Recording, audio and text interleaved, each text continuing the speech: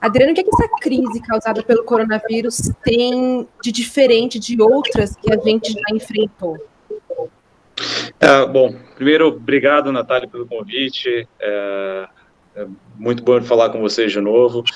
Eu acho que a principal característica dessa crise atual é que existe muita incerteza relacionada à própria doença. Então, hoje os médicos, os cientistas ainda não sabem exatamente como lidar com a doença, a extensão da gravidade da coisa. A gente sabe que é uma doença bastante infecciosa, mas existe muita incerteza. E essa incerteza, obviamente, ela tem refletido de forma bastante significativa na economia e nas operações das empresas. E aí essa dificuldade de estabelecer quais são os fatos tem atrapalhado um pouco a tomada de decisão, tanto por parte do governo quanto por parte das empresas. Então, acho que a principal característica hoje dessa pandemia é a incerteza que está gerando. A gente não sabe quando vai voltar a trabalhar, quando vai sair de casa, se de fato a curva vai ser achatada ou se não vai ser achatada, se há reincidência ou não. Então, quando a gente voltar a trabalhar, se a gente vai ter que voltar a ter um lockdown. Então, isso tudo está sendo discutido, isso tudo as empresas têm usado para traçar alguns cenários diferentes, mas, de fato, ainda hoje não se tem muita segurança do que vai acontecer nos próximos meses. E que tipo de conselhos ou indicações vocês dariam no sentido de como as empresas podem manejar as decisões que estão sendo tomadas agora para poder ter um futuro aí que garanta a sobrevivência? Claro, eu acho que é fundamental nesse momento as empresas terem uma gestão de crise adequada. Acho que esse momento é o mais próximo que nós já tivemos de uma guerra, e eu acho que um primeiro conselho que eu daria para os executivos é que trate isso como se fosse uma guerra. Se pudesse fazer uma analogia a táticas de guerra, é importante, mas eu acho que as empresas deveriam sim ter aí uma gestão de crise. A gente tem recomendado aos nossos clientes que montem um comitê de crise adequado, quer dizer, com equipes multidisciplinares, pessoas trabalhando juntas, e aí é meio até paradoxal, quer dizer, as pessoas estão trabalhando remotas, mas a gente tem sugerido que trabalhem cada vez mais próximas às equipes, usando ferramentas, obviamente, de videoconferência, e-mails, chats, mas assim, nesse momento as pessoas precisam estar mais próximas, porque decisões precisam ser tomadas de forma rápida. Então, a agilidade agora é super importante. Pode ser que isso seja um divisor de águas entre a sobrevivência da empresa ou não. As pessoas têm que estar muito alinhadas em termos de objetivos, quais são os problemas que elas vão enfrentar. Então, é importante, sim, que exista um comitê, que esse comitê seja implementado, que ele trabalhe sob supervisão, especialmente de pessoas mais sêniores, pessoas que tenham capacidade de tomar decisões, que esse time consiga descrever quais são os fatos, delinear os fatos para que os executivos possam tomar decisões com base nesses fatos, e acho que só assim que eles conseguem ter um plano para reagir à crise. Então, acho que sim, é importante ter esse comitê de crise bem definido para que as decisões sejam tomadas de forma rápida e consistente. Também, uma outra questão super relevante dentro desse contexto de gestão de crise, de comitê de crise, é a definição de um plano de comunicação adequado.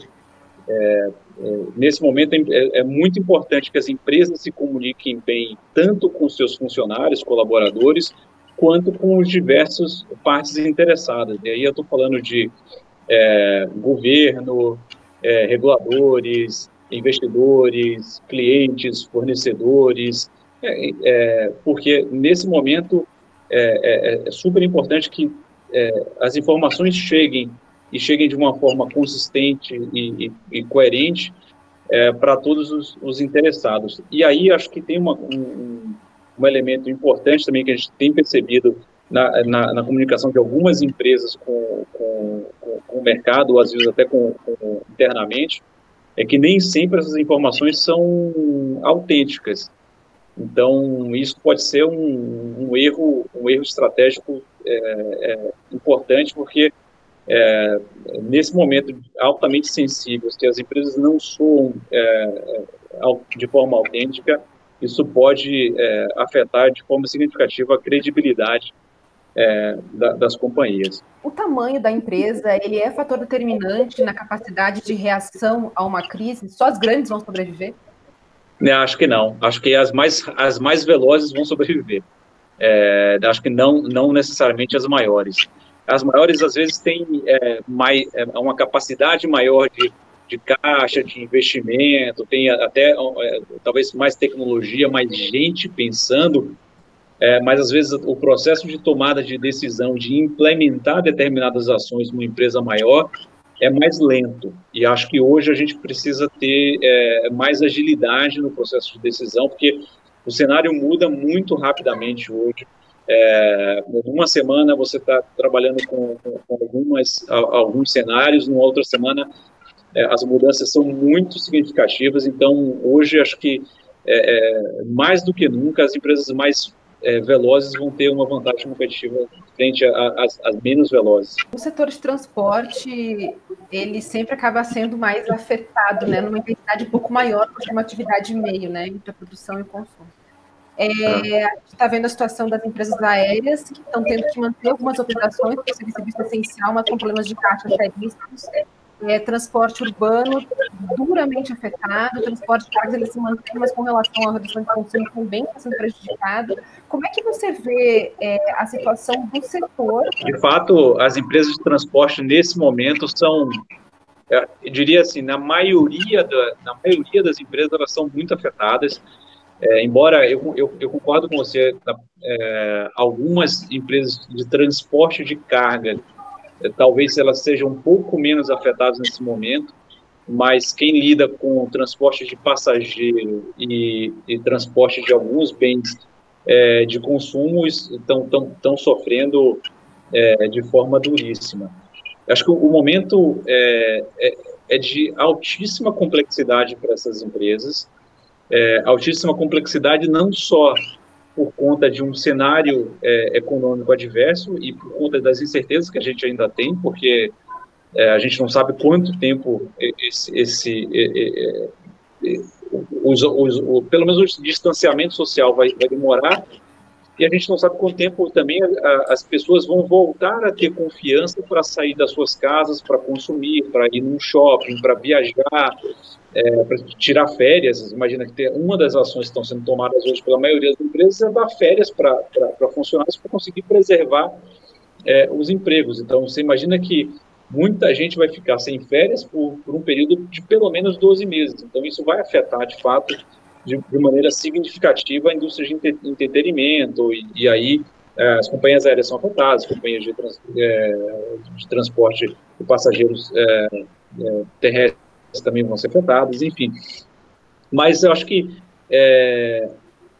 as empresas precisam, de fato, pensar em como se reinventar e de uma forma bastante responsável, ou seja, mesmo as que estão hoje operando e que conseguem operar, também tem aí um desafio grande para manter a segurança dos seus funcionários, manter a operação rodando de forma segura, evitando que as pessoas estejam mais expostas ao risco de contaminação. Você imagina que uma transportadora ela acaba tendo contato com diversos meios, com diversas pessoas, comunidades diferentes. Nem sempre quem opera nesse segmento tem um nível de educação mais elevado. Então, só para te dar um exemplo, ontem eu tive contato com uma pessoa de uma transportadora, o cara estava usando máscara, mas ele estava usando máscara aqui no queixo. E eu falei, é para a sua segurança, você precisa usar máscara, você precisa se proteger.